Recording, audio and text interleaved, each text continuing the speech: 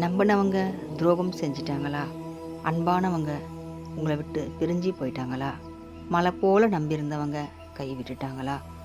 சொத்து சுகம் எல்லாம் போய் இப்போது ரொம்ப மன கஷ்டத்தில் இருக்கீங்களா? முருகனை நினைங்க. முருகனை நினைக்கிறதுக்கே ஒரு ஞானம் வேணும். முருகனை நம்ம நினச்சிட்டோம்னாலே அப்போறதுலேருந்தே நம்ம முடிவு பண்ணிக்கணும். முருகனை நினச்ச அந்த கணத்துல இருந்தே நம்ம முடிவு பண்ணிக்கலாம். நம்ம வாழ்க்கை சீரும் சிறப்புமாக மாறப்போகுது, சீர்பட போகுது அப்படின்னு நம்ம நிச்சயமாக உணர்ந்துக்கலாம். நம்மக்கிட்ட இருக்க கெட்டதெல்லாம் நம்மளை விட்டு போகும். நல்லவங்க யார், கெட்டவங்க யார் நம்ம கரெக்டாக தெரிஞ்சுக்கலாம். யார் நமக்கு துரோகம் பண்ணுறாங்க, யார் நமக்கு உதவி பண்ணுறாங்கிறத கரெக்டாக காட்டி கொடுப்பாரு.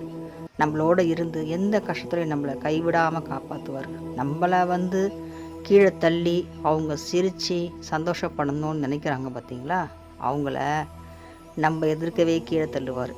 நம்ம மேலே